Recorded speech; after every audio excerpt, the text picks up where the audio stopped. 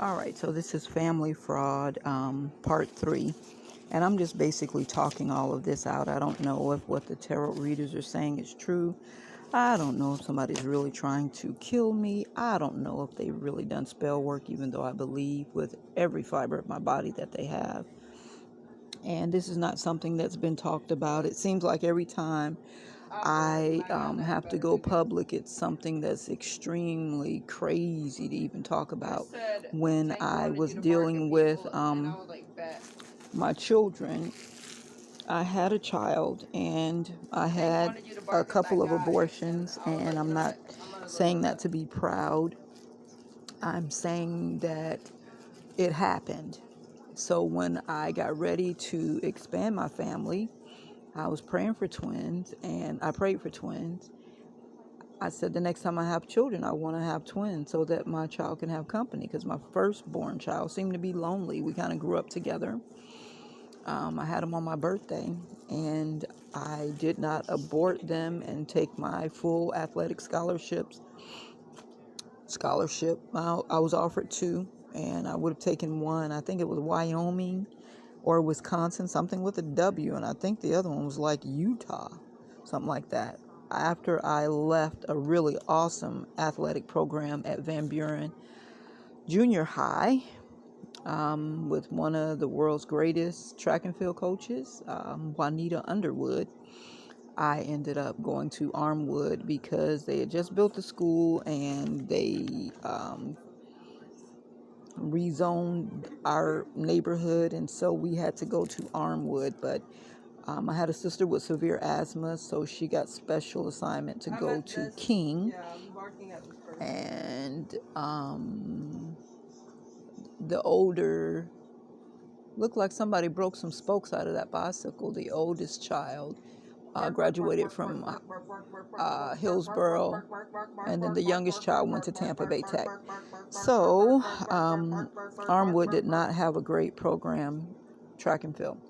And I was pregnant my senior year, graduating grad night, and I had planned to have an abortion and go to college for the 4 years and then come back. And then, big up to his dad. His dad begged me, please don't kill my baby, please don't kill my baby, and I didn't. So I don't know if my children are upset when I tell these type stories, but I tell them, if you're happy to be alive, don't worry about whether your daddy was involved and all of that. You got a parent that loved you, that decided to keep you, so do your best. And don't make the same mistakes I made if you can help it. So this is part 3, and the first, when I was doing Reality Speaks at the TBCN, Tampa Bay Community Speak Up Network. It was down near Tampa, the University of Tampa, on North A or North B Street. It has since moved to University Mall. And I think it's still called Speak Up Tampa Bay, but it takes a lot of money, thousands of dollars now. This is hearsay, to take these classes. They did free classes for a period of time, and now it takes thousands of dollars to get these certifications and trainings. That's what I was told by Cherie. So I'm going to tell you, at that time, Lotus birth was my major issue. I wanted to leave the placentas attached to my children, and I wanted them to remain unclamped so that my children could get all of their God-given blood.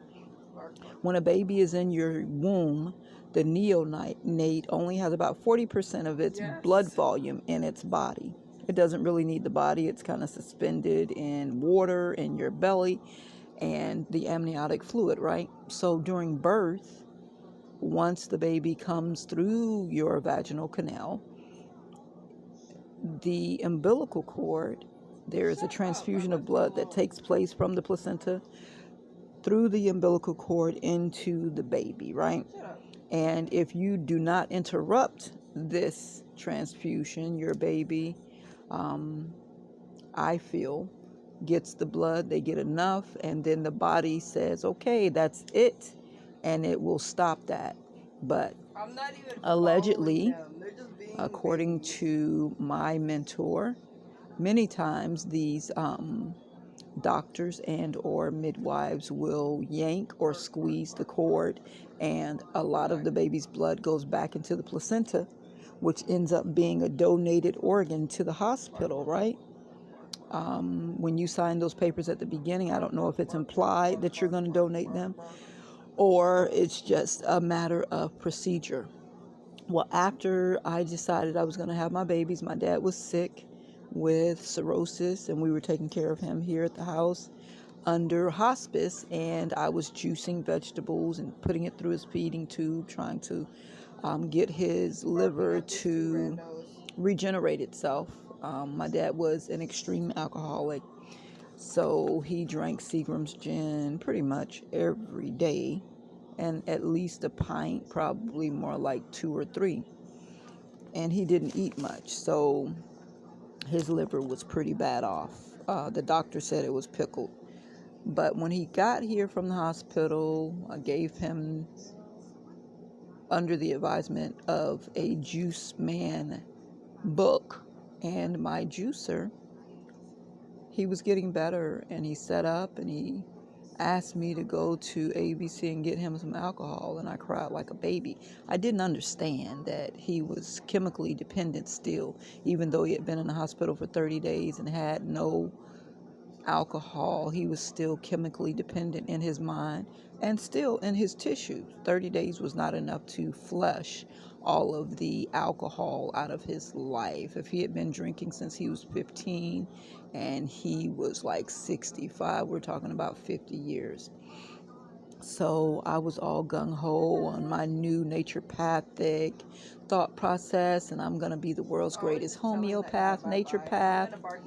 And then I later got into the Ayurvedic, which I am still working to perfect now. So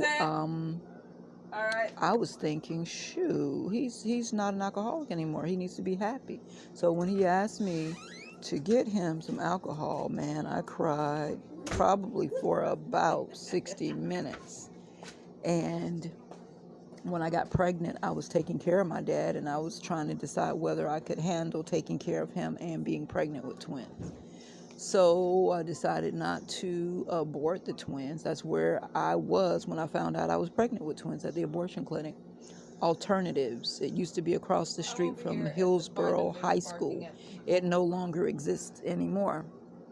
And they told me that I was pregnant with twins, and the lady said, I don't know if it matters to you, but you're pregnant with twins. So because I had prayed for twins, I thought this was God's way of saying, hey, I'm giving you what you asked for. So I said, you know what, I can't ask God for twins and then kill them. So I left the abortion clinic, decided to have the babies, and I planned to do the best I could to raise them without the father's involvement, because he said he didn't want any more children, right? It's important for me to note right here that I was leaving a relationship with a guy who I thought I was going to be with for a long time. He was Hebrew Israelite. He came to my house, had cut his beard, had cut his hair down to like 5'9", I think it's called. And I was like, whoa, I was shell-shocked. So he was amidst trying to plug back into corporate society and get money and, leave his parents home.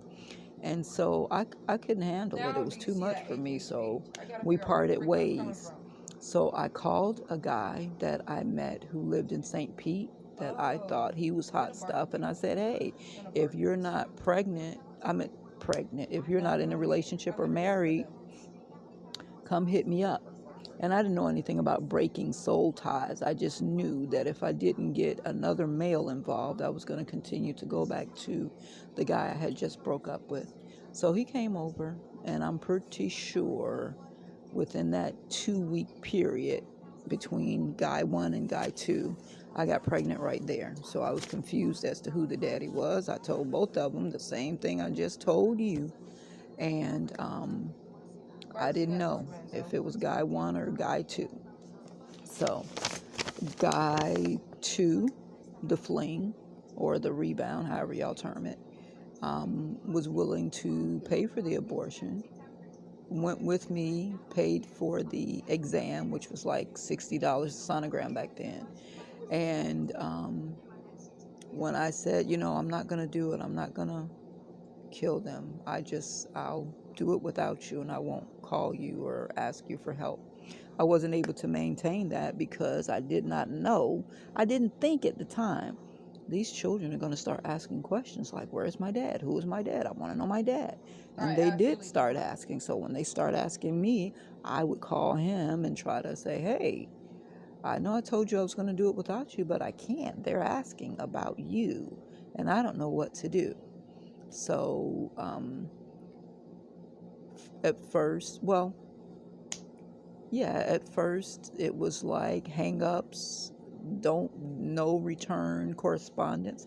And then in later years, after they got older, probably about 15, we would have, small 2-minute conversations.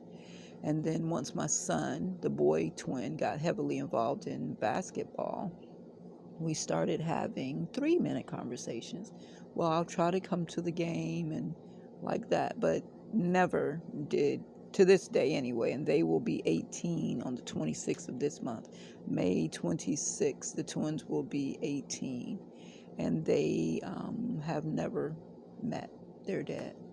Now, guy one said he went to the courts and he tried to pay for a paternity test, and the judge, Catherine G. Esrick, told him he couldn't pay for the test, and they didn't want his involvement, basically. So that's hearsay from his mouth.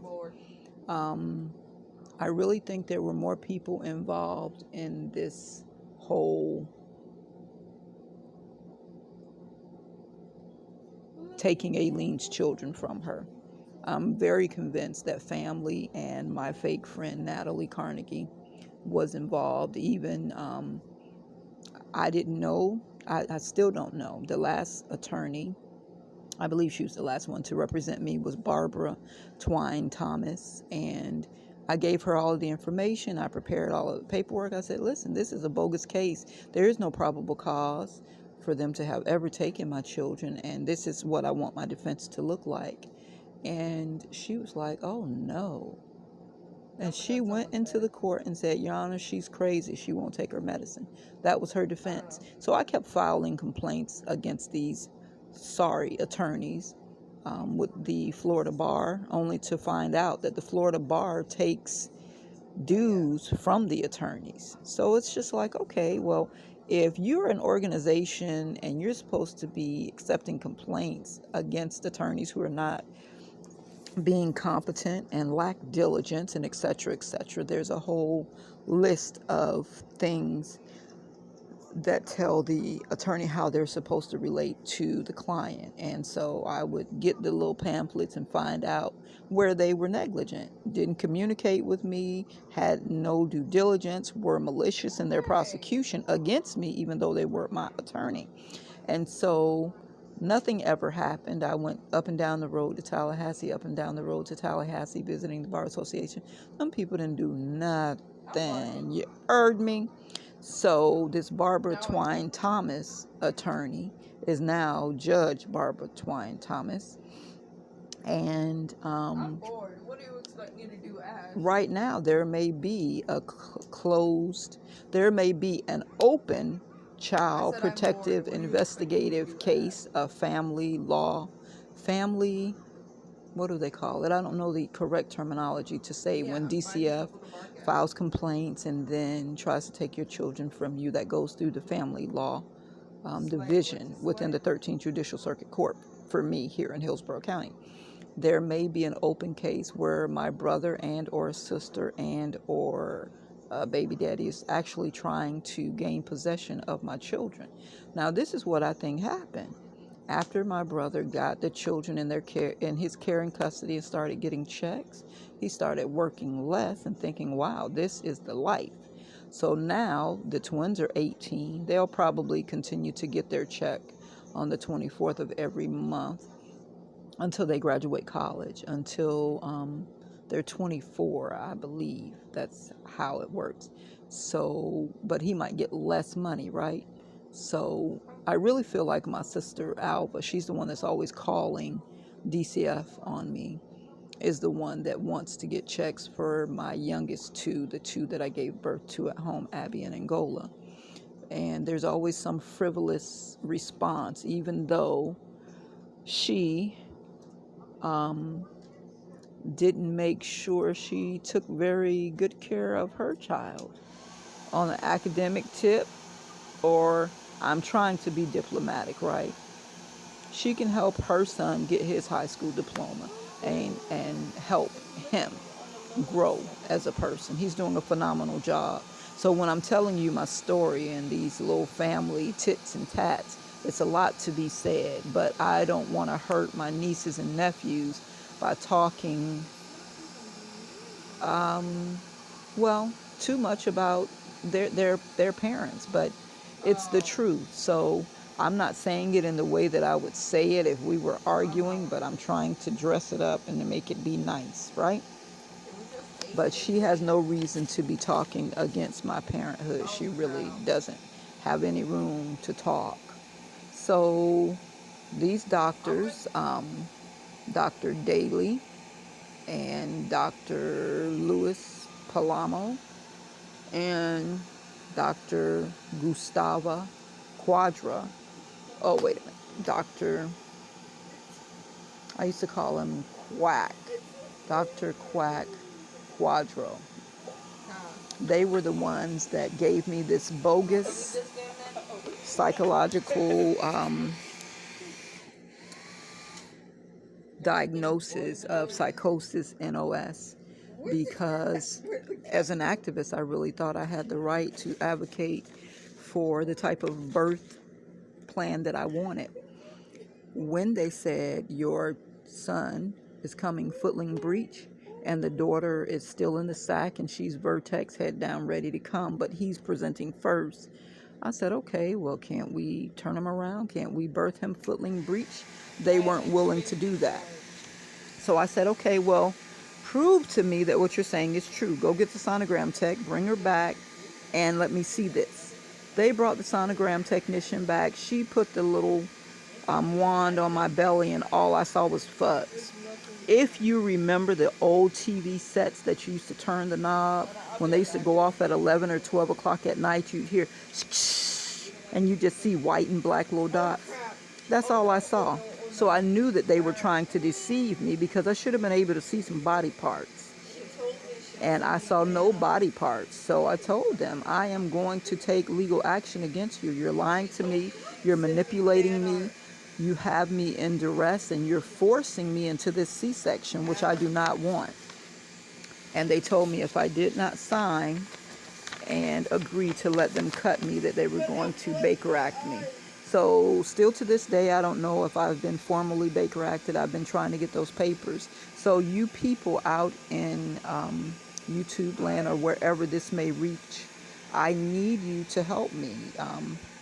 Take it upon yourself to take this information and do some investigation for me. I want to know if I've been Baker Acted.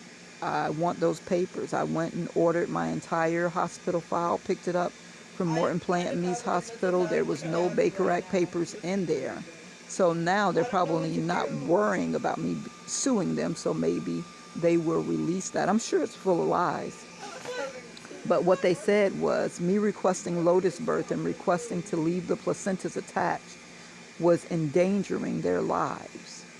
And therefore, I endangered the lives of others by endangering my twins' life by requesting for them to keep the placentas attached. This is a lie. And I kept saying to all the sorry attorneys that they gave me, the first one being Norman, I'm recording, Mama. Norman Palumbo Jr. He was the first piece of crap attorney that was assigned to me. I want to say two things. I got to see which one makes the difference. Norman Palumbo Jr. told me, you might as well just go ahead and sign the papers because they're going to get the information anyway. I said, yeah, but you're my attorney. Who are you working for, me or them? And he was working for them the whole while. So I said, I don't want him representing me. They kept giving me other attorneys. Angela Bridget Wright. She's a black lady, but she still would not advocate for my position. I told her the same thing. She didn't advocate for my position. I had another couple of attorneys. They didn't stay long. One that tried to force me into the psychological evaluation. And like I told Catherine G. Esrick, I will do your evaluation, but I want to do it on court record in this room, because when I go talk to these people, they put all kind of lies, things that did not actually happen in the report, but it didn't happen in the actual room or the assessment. Case in point, Dr. Lisa Gaze, Giaes, Giaes, yeah. Her office is located in the same building where the attorney is located for Jervik Holdings, LLC. And that is on Del Mabry, 14450 or something like that, Del Mabry Boulevard. And I thought that was pretty interesting. I went there to say to them, hey, please reinstate the loan on the house so that we don't have to go through foreclosure. At that time, it was like $50,000. And I said, I'll pay it. I'll even give you the car that Lawrence gave me, my 2010-2011 Dodge Caliber, Mango Tango in color, as collateral until I pay you off. Now check this out. I really think my brother went and got a second loan and a third loan, and I think that it was more than we originally got $30,000 from Jervik's Holding Hard Money Lender LLC. So when you go with a hard money lender, the interest is a little higher. So I understood that. But even when we were negotiating this, I said, Anthony, tell them we only need $10,000. He came back and said they won't give us less than 30. I didn't believe him. Well, at the time I did believe him. At the time I was just trying to get things cleared up.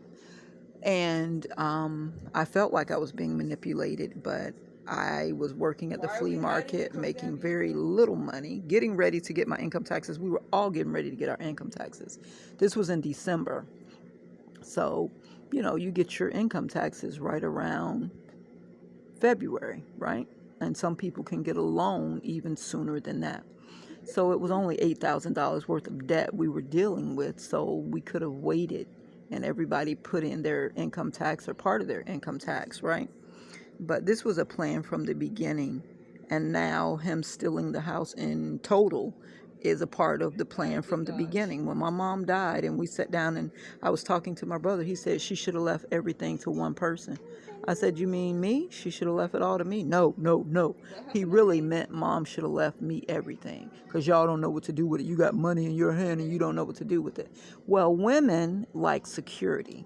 Women like to be able to go to sleep knowing that they're going to have a roof tomorrow. You men, y'all like to gamble with things because you all can walk away. You can walk away from the babies. You can walk away from the wife, but you can walk away from the baby mama. But women don't generally walk away from their children. They try to figure out how to keep their family together. Women like security. My mother put on her will, on the will that my brother showed me, I don't know if that's the real will or not, she left 5 pieces of property, 6010 North 32nd Street, Tampa, Florida, 1311 Kill Place, 2210 East Mallory, 2212 East Mallory, Tampa, Florida. Those 2 houses were behind the Florida Sentinel Bulletin, and a piece of property in Georgia that Miss Aunt Mary used to send her rent money for the trailer that was on the property. After the trailer fell down, my sister Ava has been maintaining the the last year the taxes were like $15 on that property. So it's probably not a big parcel of land, but it was important to my mom. So my mom left 5 pieces of property.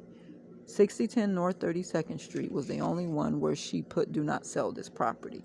So I'm standing my ground here with this guy saying, I know they're building a $108 million police, state-of-the-art Tampa Police Department building up the street on Hannah. But your mama said in her will, don't sell this property. So don't be trying to finagle it from under your sisters so you can knock this house down, build 2 houses, sell them for $300,000 each, and then we still ain't gonna get but what you'll give me then, about $3,000. Stop being a crook. It's not okay. And I want to let you know that I'm calling judgment on you. And I'm asking the ancestors, the Orishas, the angels, and any other good God forces that bring justice to people to come and attack you and give you hell and discomfort until you decide to do right by me, therefore right by my 5 children. So whoever took my name off this lease, whether you did the little fake marriage and had somebody pretending to be me go to the courthouse and get married and then sign away my rights to my 25%, whether you had my fake husband, whoever that could be, to sign away my rights, whatever. You had somebody within the court system you paid to do it. However, you need to reverse it, because you're going to experience living hell until you do right by me. And so I want to go ahead and buy them out and get them gone. They're probably, somebody's going to have to do some prison time for this conversion. I've been giving him a pass and giving him a pass, even with the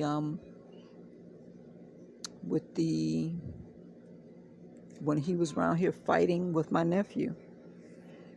We all went to court and told the people, we don't want him to go to jail. Just let him get some treatment.